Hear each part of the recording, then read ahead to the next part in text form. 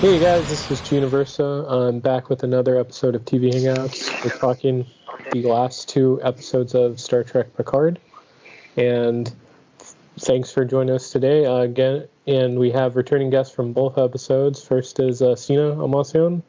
Sina, how are you? Doing well. Glad to be on the show. Cool. And also here is Nathan Glen McWherter. How are you, Nathan? I'm good. Happy to be back. Awesome. How have your weeks in quarantine been? Very solitary. Yeah, right. Yeah, right. A lot of staring out the window. Need a holodeck. Yeah, that'd be great. Yeah. Let me just pause. Still getting some feedback from your headset, Sina? Okay, cool. So thanks for joining me, guys. So we're talking the last two episodes of Picard, which are in Arcadia. There you go, part 1 and 2. Interesting choice. I don't know what that title means. Does anyone have any go? Oh, it's so funny that you say that because I was just thinking, I should have looked that up. Yeah, I should have as well. Yeah, I mean, I think it just means I means I am in Arcadia, right? Because ego is I, Arcadia is presumably a place. In is probably I'm in. So I think it's I'm in, but that's just third grade, whatever Latin level. So wouldn't put too much stock in it. Okay, I think it also looks like it's a painting. I just Googled it. Oh, okay. I was like, it's not the city of Arcadia, I would hope. It's a good city. Yeah, I like Arcadia for sure. It just makes me think of Joan of Arcadia and just the cheesiness of things like that. I don't know. That was what was that show about? I don't even remember. She was like hearing the voice of God or something. It was a spin on Joan of Arc. Wow. Okay. Yeah. So did she live in Arcadia? Yes. For very trivial modern problems. Yep. Oh God. No. But anyway, a better show. So this one, it's the first two-parter of the show, which many Star Treks have. So from the get-go, we see the world of Copalis. I believe I'm pronouncing it right. What are like our impressions of this world, which is a little different than what we've seen before in Next Generation? My first impression, I was kind of expecting after Soji's sort of vision memory of it, I was expecting something that was going to be much more kind of chaotic. I mean, her looking up these red moons and all that lightning and storm. And I think there was even a comment from somebody, it might have been Riker, somebody else who was there on Nepenthe, somebody saying something about, it's there's a lot of storms there that, we're looking for a world with a lot of storms, but it was really beautiful and very, other than the desert and all of that, but it was, kind of almost ideal temperature, it seemed in a lot of ways, not I was kind of thinking something that would be very Next Generation in that the first, season 1 and season 2, a lot of the worlds that they went to were very constant storms. That episode, I'm blanking on the title, but when Geordi is stranded on the planet with the storms with that Romulan guy, I was kind of thinking it might be some sort of world like that they were kind of hiding out in. So that surprised me. Yeah. I mean, it's better than some gangster planet, right? Yeah, but I think I'd agree on that one. I was basically I do, so I guess it's a cross-universe reference, but I was basically expecting Kamino from Star Wars. Lightning and thunderstorm. Yeah. Yeah, it was kind of dropped all of that. Mm-hmm. All of it. Yeah, I mean, it was interesting to see this sort of Lovecraftian world. I don't know if that's I would kind of compare it to that. But what did we think of Brett Spiner back playing another character, which is the son of Dr. Sung, who's more benevolent, I guess? I don't know. He's kind of okay with decimating all organic life. Yeah, I don't know. He kind of changes his mind towards. We'll get to that. We'll get to that, but I have some comments on that one. Okay, I'll wait for that. But yeah, what did you guys think?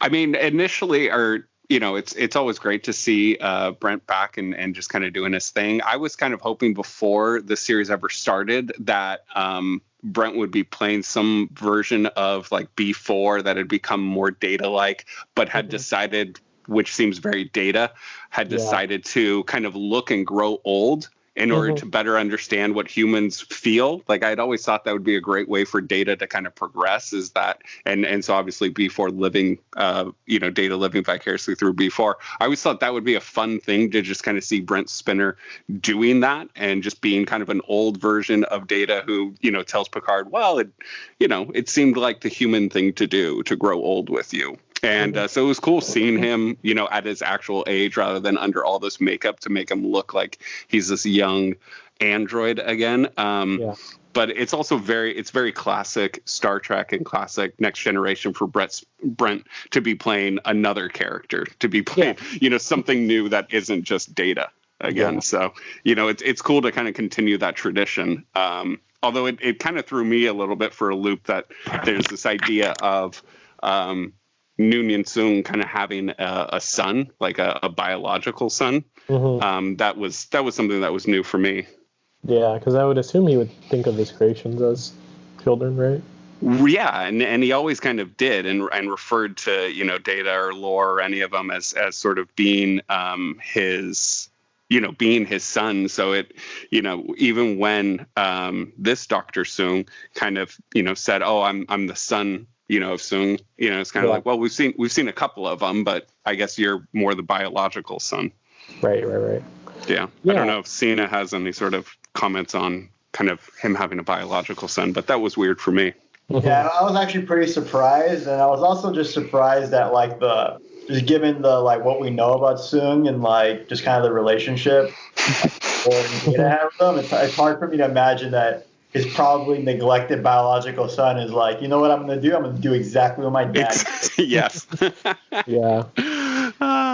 And I would love to kind of hear, because I mean, I talked in the last episode that I was on that I'm a big Michael Chabon fan, and I know that he's a big Star Trek fan. So I trust a lot of sort of the Trek knowledge that Chabon has, but I would just love to kind of hear more about the backstory of Alton and kind of, what his relationship with his father was like, kind of like you're saying, Sina, if at all, but like where that path kind of brought him to.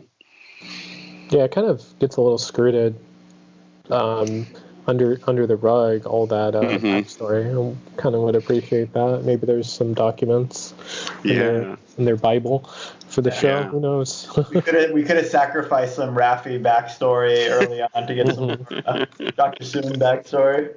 Yeah. Wait, are you not a Raffi fan then, Sina? Well, it's just comment. It just feels like this is just a general comment. Like some of her storyline that was set up of her problems with her family didn't go anywhere and didn't really contribute much. Yeah. So the time could have been better used elsewhere, I think. Yeah, in the narrative, for sure. It didn't really go into too much. But, I mean, ultimately, Alton, he did survive, right? So, I mean, it's possible he could come back for, season 2 or something. Possibly, right? But yeah. Definitely would have been better to get a little bit more info or even a comment or two. Because Picard didn't even seem... I don't know. I feel like somebody who has known Data for so long, like, any of us and has loved Data, that when you find out about, this biological brother basically that he has, like, I would just have so many questions. And it's interesting to me that Picard didn't just kind of hit him with like more questions. Like, so wait, how does that work? Yeah. And part of me also wonders if he was a clone. Just because of how much he looked alike, and obviously the Soongs there's a lot of, everybody kind of looking similar and all of that, but that was something that I kind of thought and, half wouldn't really put past. Yeah, for sure. I mean, who knows in the next season? What about the history of all the Soong androids, just seeing like how the synthetics have grown in previous Star Trek lore? Yeah, I mean, it's really cool to kind of see such a big population of these Soong androids. I mean, we don't from everything that we see, they all seem to be fairly similar in design to Soji and to Daj, and so it kind of makes sense that they all are Soong androids in that way. I don't know if it's if there are any sort of variations. Some of them seemed a little bit more. Some of them seemed to be a little bit more emotional in the way that Soji did.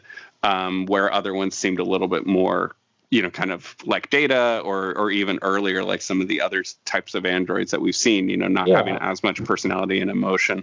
But it is cool to kind of see so many of them. And I am kind of a fan of this whole gold aesthetic that they have. Yeah, it's very regal looking. Yeah, it is. Yeah, I definitely agree on the point, right? It seemed very variable. Like some of them had like some emotions and to them, and the other ones were kind of just like, they're kind of just like the iRobot robots walking around, The iRobot, yeah. Oh man, do you remember that movie had like a Converse commercial right in the middle of it? Yeah, it was right at the beginning, actually.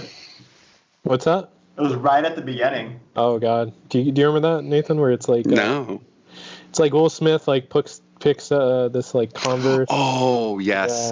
Yeah. That's right. What a interesting movie. There's some really, like, I guess this is a little on topic because it's robotics and all that, but there's some really great still moments in iRobot. It is cheesy. It is just kind of this like classic Will Smith. I'm not a big Will Smith fan in general. But one of my favorite lines in that is toward the end when one of the guys the villain is giving him a lecture and he uses the word blithely, and Will Smith just kind of looks around and goes, well, I don't know what blithely means, but I'm going to get a coffee. You want a coffee? And I just love that line. Yeah. Anyway, that's off topic. No, androids. Yeah, and just, I don't know, it's interesting to see like they have this like whole society going after they're pretty much banned from existing by the Federation. And to recap the episode, like they're visiting this planet and seeing all this progress, and I don't know, Picard was the only one advocating for their survival, so yeah, it was certainly like interesting playing off of that thread. Yeah, and I mean, I think that there is kind of several things that are really cool kind of about sort of the society. I mean, this idea of them sort of being sort of tucked away, kind of being able to continue this sort of almost utopia, but a utopia kind of in the in maybe almost a 1984 dystopia sort of feel. Sutra kind of has a vibe kind of beneath her, even when you first meet her, that you just don't really kind of like, I didn't really kind of trust her from the beginning, could kind of feel that, she may end up being, even though it didn't really pan out this way, but she may end up being the sister who was the destroyer, but there are a couple of things that were really interesting. There are a couple of things I felt were sort of left to be desired. I wanted to kind of see more and hear more about these orchids and sort of how that played in. There's a lot of mention of, the creator of Soji being really into orchids, and they were very intentional in not showing his face in some of her flashbacks. So I assume that was, supposed to be Dr. Soong, but there wasn't a lot. And I don't know if either of you know, I don't really remember any sort of orchid reference in Soong, kind of mythos in general. That seemed new to me, unless I'm spacing on something. I don't recall either. Sina? No, that's kind of a new thing. I don't remember that from Next Generation. Yeah. I was trying to, when they first referenced that he was like really into orchids, I was trying to think, I was like, I can't think of anybody who was into it. Is that supposed to be like some hint and foreshadowing and I'm supposed to figure it out? But I don't know, maybe there's a listener who's like, you idiot, it's this. Somewhere out there. Fans. Maybe. Yeah. But yeah, I kind of wanted to see a little bit more of that, especially because they seem to be, very organic. I don't know if they were more robotic and just kind of like Soji or Daj or Sutra. They were just, had, something that looked like flesh, but they definitely seemed, to be like that. But yeah. And towards the end, full on spoilers here, Picard and everyone else kind of gets imprisoned. And we see a real big heel turn from Dodge. That was really surprising. Would you guys? I don't know. I wasn't expecting that. Anyone? Yeah, I think that I mean, Soji has always been an interesting character in just kind of being somebody who has been sort of trapped and kind of caught in between two things. There's been a lot of times when she's, I mean, for lack of a better word, she's sort of acted a little irrational at times, which is kind of fun to see for an android. A lot of her response to Picard at the beginning, where Dodge was very like, I need to find Picard, this is the right thing, and she kind of had like a path that she felt she was following. Yeah. I think that Soji, kind of rejected Picard at the beginning and just kind of seemed, I guess maybe irrational isn't the right word. Maybe, she was being cautious. She'd kind of been screwed over a couple of times at that point. But I think there definitely was, as soon as she got to Coppelius, there was something that kind of triggered inside of her. Her memory started to come back. She started to remember things. And I think that sense of unity with the other androids and with their, as Rafi calls it, synthville, sort of, it kind of came up, it sparked up again inside of her. And I think she, kind of felt a kindredness to them all and maybe felt a sense of belonging that perhaps she hadn't felt for a while. And, ever since she was tearing up her room, seeing that everything was only 3.5 years old, she probably felt very distant, I imagine, from everything. Yeah. It was an interesting character arc. I mean, they really, I don't know, she's kind of like the opposite of Data in a way. Yeah, and that's what, in a lot of ways. I think my thing with her is that like she just kind of like changes like the wind throughout the entire series, right? Like our initial characterization of, wow, she's so compassionate, she really cares about these like extras, and she's like goes from that to like, you know what, like eradicating all life to save these people that I only recently remembered. I'm in. Very inconsistent. Yeah, I don't know. It was I don't know. The kind of, I don't know. Maybe they changed the storyline because it feels very abrupt. It feels like a wrestling heel turn, almost like in wrestling. But just Soji with the chair was kind of how it felt like, to be honest. Yeah. With the chair. Yeah, but also the kind of the cliffhanger of seeing kind of the Lovecraftian cis, the ancient cis. I don't know, that was such a cool visual where I mean, for me at least, it made up for some of the abruptness. You just mean kind of the rift that's sort of opening? Yeah. I just enjoyed that as a visual. Yeah. And even when at the end of the episode 9 of part 1, when they kind of showed the little trailer and they showed that little snippet of the kind of portal opening and those tentacles coming out, the whole time it just reminded me of the control robot from Discovery season 2. I don't know if either one of you have been following Discovery. I haven't, to be honest. Sina? No.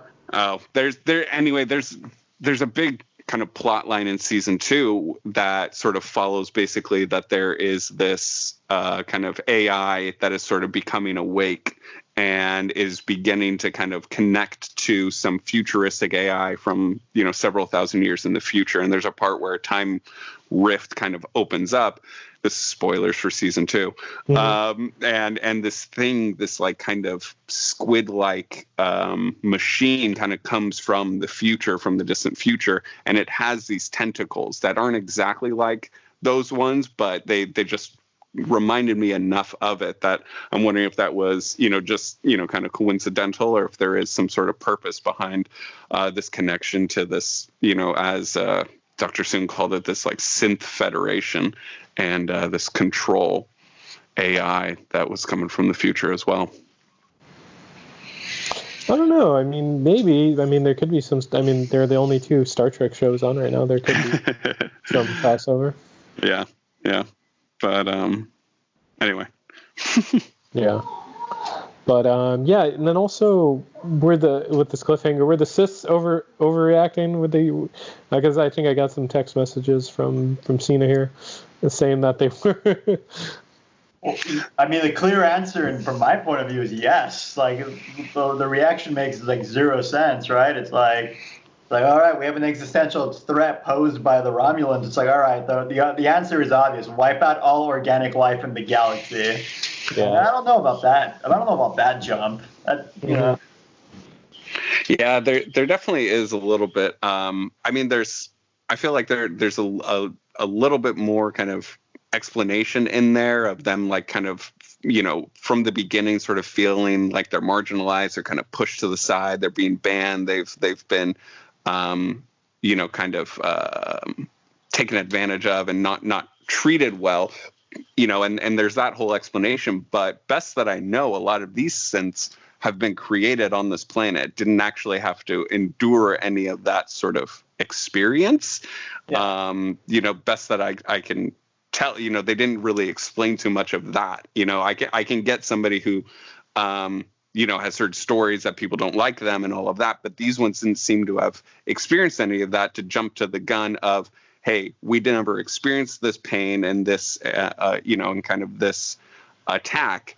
But then also we haven't even met these people who are supposedly our attackers, but we're going to destroy them anyway because we've just heard the story or something. And maybe there's a step in between there that some of them they had experienced that they were on, you know, at the shipyards on Mars or, you know, kind of were in Federation space and they just didn't explain that. But yeah, there definitely seems to be a bit of a jump there. Well, here's the thing too, right? Is that like in the universe of Star Trek, there's a lot of like just like species-wide decimation of planets that's like commonplace, right? Like Cardassians did that all the time. Implication, right? And so did the Borg. And nobody like, I don't think you'd ever look at like the Bajorans, right? Where like the like super, you know, they're like, you know, the arch enemy of like the Cardassians, right? Like the last. And I don't think if you asked any of them, it's like, yeah, you could defeat the Cardassians, but you also wipe out all organic life. I don't think they would be like, yeah, it sounds like a good trade. Yeah. Yeah. It's funny. I as you were saying that, I was just thinking of all of Kira's just hate for Cardassians and all of that. But like, yeah, you know, in a heartbeat that if there was some like, hey, the prophets have created this thing that will destroy everyone except for Bajoran, she'd be like, no, I'm not going to. It doesn't matter how much I hate Dukat or any of those guys. Like that's not what I'm going to do. So I guess that's the difference in a synth thinking and a Bajoran thinking, maybe. Maybe. Yeah. So I guess very reasonable. No, it doesn't seem very data. Yeah, not at all. Oh, so funny. But yeah, going on to the next episode, which is part 2. We also get another heel turn from Narek. Did you guys trust him at first or not? Screw that guy. I felt like I was supposed to just sort of be okay with this heel turn, and it just never, like, there wasn't anything on screen that ever made me go, ha, there it is. He's not to be trusted right now. Like, everything just pointed toward, we're going to trust him. He's on our side now. And I was like, it just feels wrong. It just feels weird. Like, I like Narek a lot. I think he's a really cool villain. I like his little emo lover boy thing. You know, him turning his back as he's like trying to kill Soji with tears and like, I don't know. I was kind of into it. I was into the, you know, kind of, emo boy, you know, conflicted thing. But it just, I don't know. It felt a little off to me. Yeah. Something about it just didn't work. I did really enjoy the line where his sister was like, "Oh yeah, did you fuck the robot?" No, but I killed one. Well, that's improvement. Yeah. You know, I have to agree. I like Narek too. I think my thing is that like Soji was basically like one like movement away from just eradicating organic life, so it's kind of hard for me to say that they were wrong because she turned real quick. Yeah. So I don't know. And speaking of turn really quick and all of that, can we just talk about the fact that like for all of part one, Sutra is just kind of made to be like, this is the leader of the whole thing. And then within like 5 minutes on part two, she's just knocked out and it's not her anymore. They don't bring her up. They like zap her. She falls down and that's it. Like there isn't like, I was expecting like, is she going to get up? I don't know. Like, I was like, is she going to get up? Are we going to have like a second wave of, they pushed off the Romulans and then Sutra's going to wake up and something else is going to happen. She's going to lead it. But it just didn't happen. It just seemed like so abrupt to just kind of, bring back the whole two sisters, and especially with Narek talking about all these two demon things. And then one of them just gets knocked out so quickly. Right. And like, honestly, like it brought up some like an interesting ethical question of like, is Soong just like the god of the omnipotent god?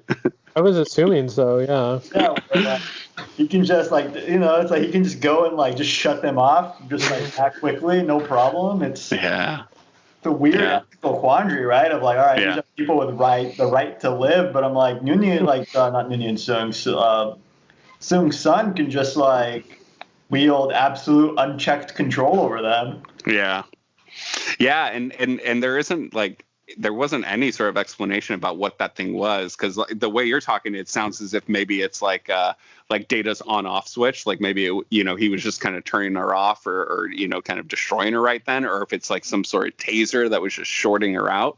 Right. But yeah, it was. And going back to one of the things, Gene, that you said at the beginning, just about kind of Alton sort of being just being okay with wiping out all organic life and all of that. Like he does definitely, like his turning point in being like, no, this isn't okay, isn't the fact of like, wait a minute, it's wrong to kill all life in the galaxy. It's more of like, wait, you manipulated all of my children by killing one of my children? No. That's too far. Like, on my end, it felt like the turning point was like, oh, you guys aren't the perfection I thought you were, and you're like, well, you have the same like problems and flaws regular people have. Well, you might as well just keep the status quo then. Yeah.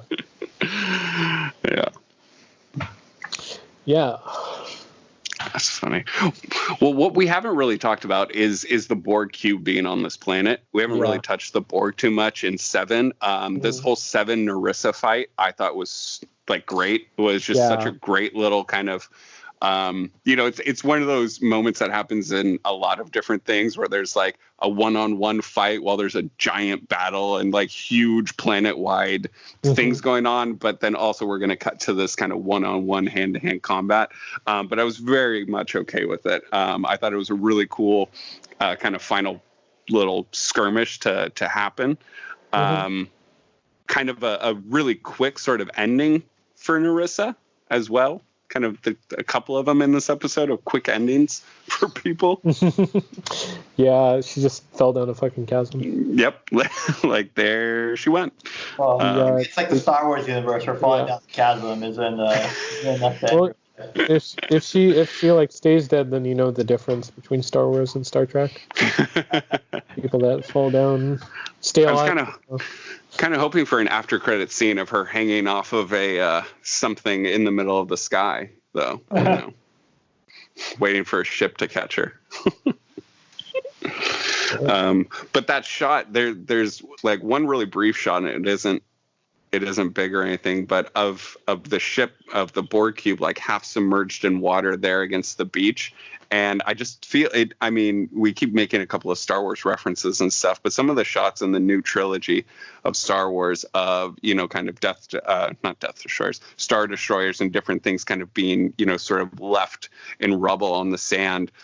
This Borg cube kind of being, almost on the beach in this water was, I think, a really cool shot and just kind of a cool sort of scene and sort of area that, I kind of wish was something that came back. I really doubt that we kind of see this beached Borg cube again. But it's, just kind of a cool idea that I think could have had a little bit more time. Yeah. Yeah, I don't know. Yeah, maybe we'll see like more development on that because just having a Borg cube there certainly is not going to have a positive effect. This we also see this space battle in addition to that thing where it's all these plans, but we also see a we also see a variation of I guess the Picard maneuver. I don't know. It was really cool to see. It was really cool to see Picard in a ship piloting again. Mm-hmm. That was such a I don't know. I say what you will about the show, but that was such a great scene for me. Oh yeah, and despite all of these little like plot holes or whatever, I still love this show. I think this is been such a fun ride. I think it's been such a great Star Trek series, and obviously we're just kind of nitpicking at little things here and there, but I think that there's so much about the show that was done so well and has been such a great continuation of this character and of this universe. But yeah, seeing Picard back at the helm, previously having been a helmsman, is really cool, and kind of seeing him pilot. I love how La Sirena is, kind of the small little ship, and so seeing him kind of pilot this, kind of small little fighter, that isn't like a shuttle, but is like an actual ship, is really cool. Yeah, no, that was great because the guy, all the little nuances that he doesn't quite know how to pilot it either. He's kind of figuring it out. Yeah. Really great line exchange there kind of between Jurati and him when she's like, are you ignoring me? Are you thinking? Are you giving, dramatic pause? And he's like, no, I'm trying not to crash. And she's like, okay, priorities. Yep.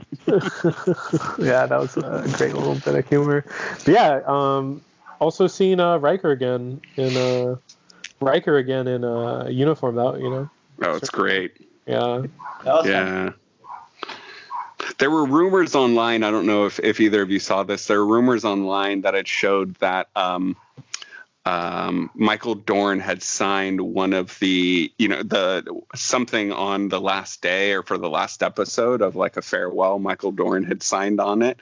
Michael Dorn being Worf, and so there are rumors and people thinking that Worf was going to kind of swoop in at the end in the finale, being captain of like the Enterprise E or something like that. And so when everybody arrived, I was really hoping that was going to be it. But Riker, of course, is a great alternative as well. Yeah. Kind of seeing him cleaned up a little bit and back in uniform is just fantastic. I would have liked to have seen some other cast members from their generation, but no, what we had was good. It was fun.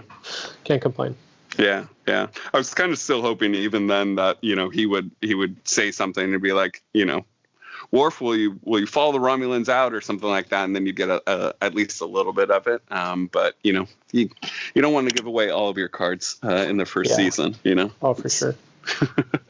Yeah, and then also seeing like Starfleet, which certainly hasn't followed its ideals as much, but also just seeing them kind of, I don't know, return to their idealism and helping him out.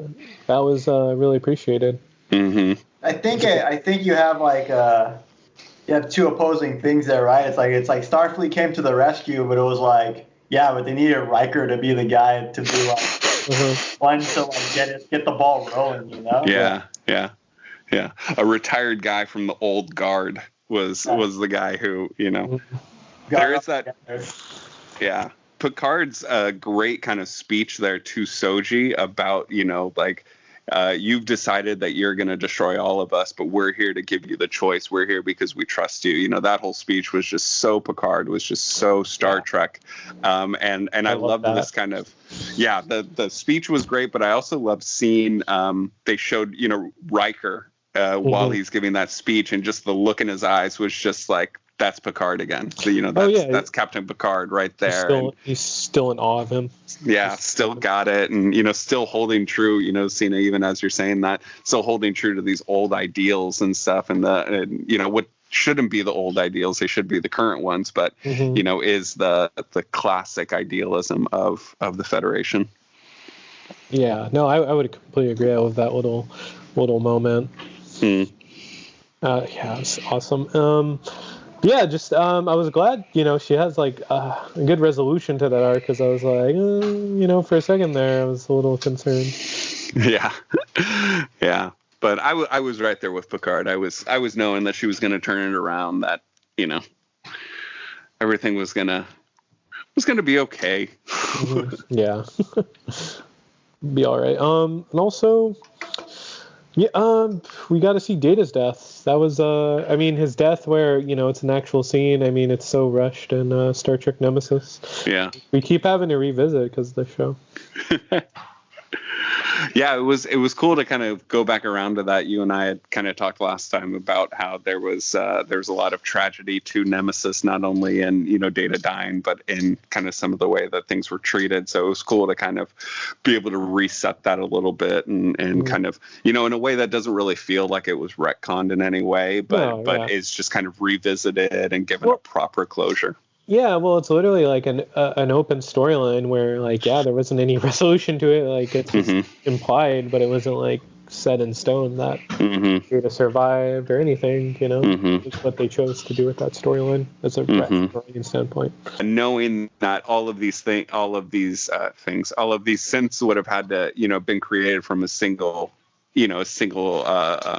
positronic neuron and all of that, that had all of his memories and stuff. There had to have been, obviously there was going to be some sort of simulation or something that had it all stored, whether it was going to be inside of Soji or Daj or Sutra or somebody on there, or not. And I guess that's where Picard was if he was in this sort of his body was being or his mind was being transferred, right? Yeah, it's such an interesting kind of progression for the character that he is no longer organic. I mean, depending on kind of your view of the synths and death, I mean, technically Picard died, and we are now seeing a copy of him. Like, there's part of me, I watched the show, I don't know if either one of you do, but I watched the show Altered Carbon, and there was some of it that kind of had a bit of that, kind of somebody passing from one in Altered Carbon, one sleep to the next. But there's something about it that is, I don't know, almost a question of, is this still Picard, or I don't know. I haven't really landed on how I feel about it. I definitely want to explore that more in the next season. I think one of my confusions is that, like, I can't help but imagine, I'm like, well, if Data were like, if they bothered to like put him back into a physical body, I couldn't help but feel like if Data were like the main guy on that planet, then like all the synths would have been like, yeah, we're obviously not going to wipe out since all life. Yeah. Be like, I'm like, was there some like nefarious reason they didn't like just put Data back? Yeah, exactly. I'm like, was it like, all right, I'll have like my little army of like very like some version of perfection androids, or like I'm kind of interested to try to understand what was actually going on there, because it could have been really cool to even see a I don't know, to have explored that a little bit more, and even kind of have Dr. Soong maybe even have, some decommissioned, quote unquote, or not working, Data, B4 type android where he had, kind of attempted to bring him back, but there was something about Data, was just so complex that it was very difficult to kind of move him into a new body. Something like that would have been cool, if he was like right there and just be like, I keep trying to bring him back, but it's just not working. It's not clicking yet. Yeah. And that could have been really cool. Yeah. And did we ever get any clarity of what Soji and Daj's missions were?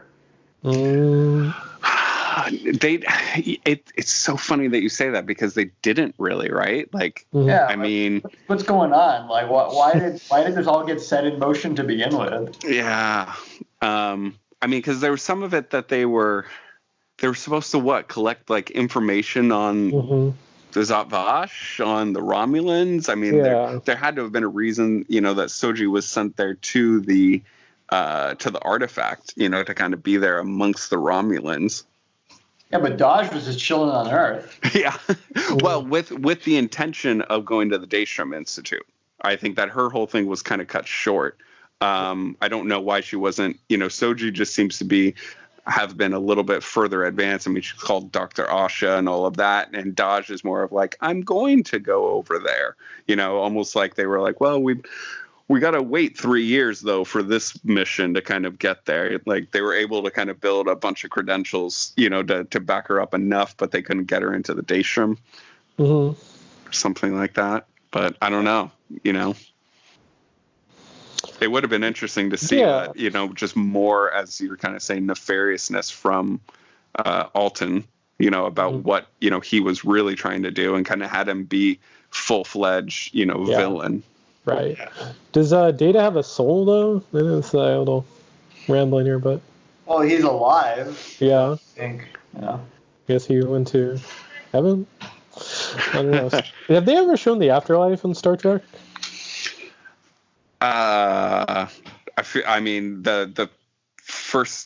The two thoughts that come to my mind, which neither one of them are the afterlife, is the Q continuum, which is something that's existing outside of what we think of as existence, and then also the prophets in the wormhole, also kind of are something that is existing outside of our experience of reality, but nothing that I can think of that is actually progressing into, of a spirit moving from one plane into, I don't know, that Cisco kind of does a kind of sort of ascension almost, right?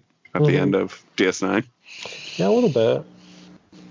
But yeah, no, I was just wondering out loud, but did we like, just wrapping up our thoughts on this episode, did we like the send-off for this first season? I did. I was really expecting this season, like so many other kind of current shows out there, and even Discovery, to end on some sort of cliffhanger. Both seasons of Discovery end on a cliffhanger. I know neither one of you are watching it, but they both end on some type of cliffhanger. Yeah. Season 1 at least wrapped up the majority of things, but still ends on this cliffhanger. But this one didn't. It just ended on a, hey, to boldly go, and we're just going to go. So I liked that. I thought that was cool.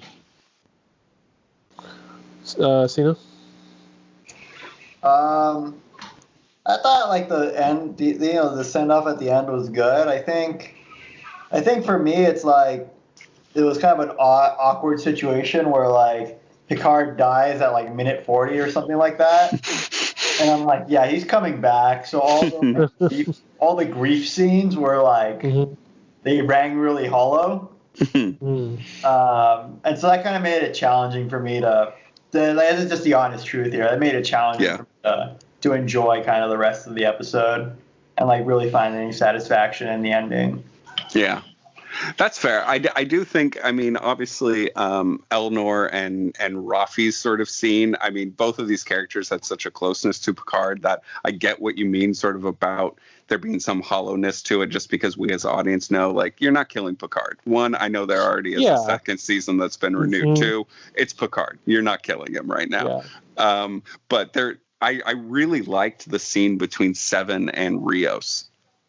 Even though, their conversation, everything about that in, kind of because they're grieving in a different way in the moment, obviously, than Elnor and Rafi. But I really liked those two characters, and I really think that they're a really cool pairing, kind of being almost two sides of a coin in a lot of ways. Yeah.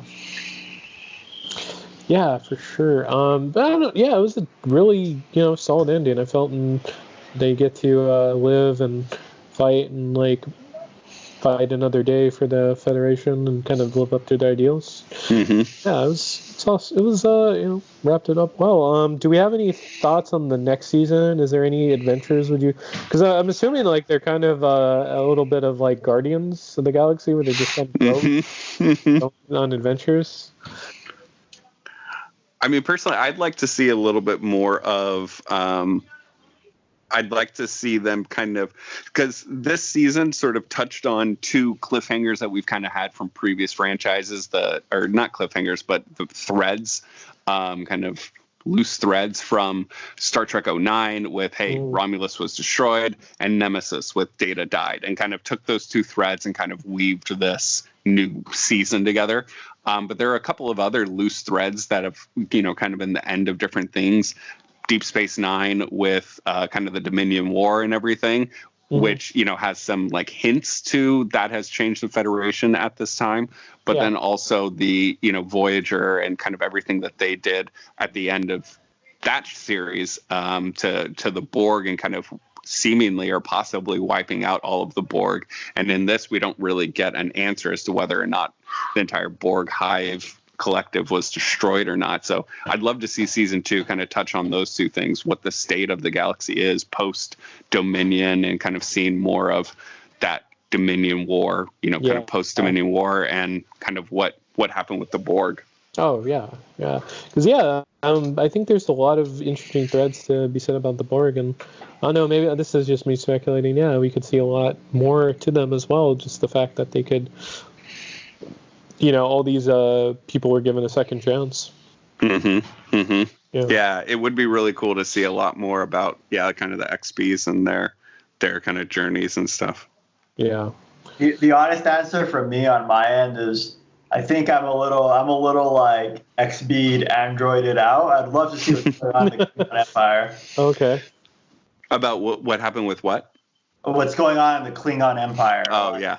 I've always loved the weird, like the relationship Picard has had with Worf, especially, right? Of like how intimately involved he was with the succession and all the intricacies and intrigue of like the Klingon court, right? So that's something I've always liked. That's probably probably more idiosyncratic. Maybe other people don't like that part of Next Generation as much, but I always thought it was really neat, and I kind of like to see Picard in a new setting, right? Like putting aside the Romulan / like android angle and kind of just going in another direction for the next season.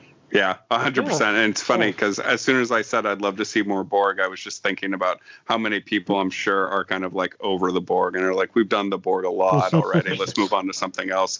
But it's funny because I feel equally, I love Klingons, but I feel equally like we've done a lot of Klingons, almost equal to the amount of Borg, and all of like Discovery season 1 is all about Klingons. So since you're a big Klingon fan, I definitely, Sina, would say go check out season 1. I think it kind of splits people on whether or not they feel that it's true Klingons, and there's some controversy there, but I think it's still a fun, good time. Yeah. Yeah, and any returning cast members that we didn't get to see here? I mean, maybe LaForge or Worf. I mean, we said Worf before, but anyone like LaForge, or even I would really want to see Beverly back. Yeah. See what happens. I could live without seeing Beverly. Well, there's some romance there. Right? I would love to see Crusher come back. Absolutely. I think it'd be great also to see Wesley come back. Obviously, Will Wheaton's been doing the whole Ready Room and has stayed in all of that. But I think that there's some of his journey from TNG, of him going off. That was never resolved. It was never resolved, and it would be really interesting to kind of see what happened to Wesley after, and that's definitely getting into new territory for you, Sina. Also, returning cast members, it'd be cool to see Q come back. Yeah. Q can't really knock that. They bring him back in a Star Trek comic in one of from the Calvin timeline. Oh, really? Yeah. Oh, that's interesting. But I was going to say, I don't know. Do I want to hear another damn it, Wesley, or shut up, Wesley? Maybe one more for good measure. Yeah. I mean, he was an okay character, just kind of, got a little too much at times. Yeah. But it would be really interesting to see, like, his progression as he has been, kind of in this, I don't know, this other, again, somebody else who kind of moved on to another state of existence almost. Mm-hmm. So that'd be fun. And I don't know, I could think of only the Star Trek Rethicon, but any villains that you'd want to see come back? Like specific people aside from other than like friendly faces. Oh. I mean, again, Q. Oh, okay. Not your classic type of villain, but definitely. I love. Yeah, I guess we get an appearance if we get the Cardassians. What is it, Gul Macet? Yeah. Okay. Yeah. It'd be a nice little callback. I'm trying to think of what was the name of the Romulan commander that they always had issues with. Oh my God! I was literally just watching Tomahawk, or not Tomahawk. Tomahawk. You're right. Tomahawk. Yeah, not Tomahawk. That's something else. Close. Yeah. Good way to remember it. Yeah, Tomahawk would be cool. Yeah. And just last thoughts here. Any general direction of the new show that you wanted to go in? Like this was kind of on the Federation ideals. Would you want to go back to exploring? Because literally the sky's the limit with them right now.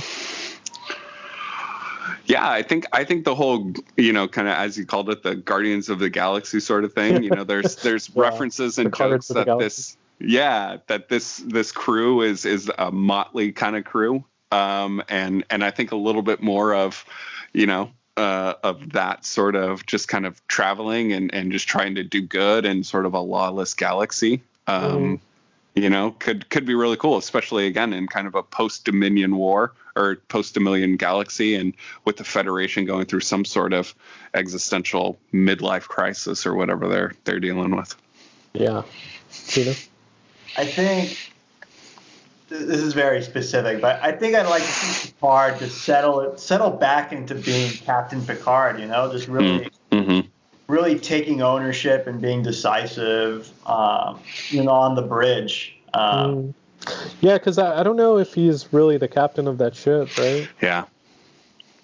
And I guess it's Rios. Yeah, but, it's not, this is the Picard show, and yeah. And I don't think being the originator of the Picard maneuver plus being the captain of the flagship of the of Starfleet plus eventually becoming an admiral, I don't think you just turn into a glorified passenger at that point after all that. Yeah. He does give the final engage there at the end, so which is fair. But also I just want there's a certain element to this series where I'm like, Picard kind of felt like he was a little bit out of shape relative to how he was before. Not physically, but what I mean is I want Picard to return to form of the decisive, self-confident, the old Picard would have he thinks laterally and he thinks, a few steps ahead, right? I'd like to get back. Yeah, I'd like for Picard to get back into his rhythm, so to speak. Yeah. I think that's a great way, kind of even to talk about it. Almost comparing it to being in shape, and I think kind of sitting around drinking wine and watching the breeze. Probably kind of got him a little out of sorts. With his kind of usual rhythm. Yeah. It's true. Yeah, for sure. Yeah. Any last thoughts before we wrap up, guys? No, I don't have anything. I think we said a lot. Okay, that's good. But yeah, great first season. I love Michael Chabon. Excited to see what happens next. Yeah, we're rooting for this series, and I'll stick around for the next season. So, yeah, with that, thanks for joining me, guys. Where can people find you at? You can follow, like I said last time, you could follow my Instagram, Ray Bradbury. I haven't done anything with it for a while, but it's easier to say that than my personal personal Instagram handle. It's a great place, but not much movement there in a while. Sina? This just came up last episode. I'm not much of a social media user, but I would encourage everybody to follow Gene at the Waffle Press. There's a lot of good content, and Gene's always doing some interesting stuff. So I would just encourage you guys to go there. Oh, thank you. Yeah, you can follow me on Twitter and Instagram, Gene9892. You could follow the Waffle Press on Twitter at the Waffle Press, on Instagram at the Waffle Press Podcast. You could like, share, subscribe on YouTube, iTunes, Spotify, and SoundCloud. Thanks for listening and thanks for watching. We've been Professionally Unprofessional.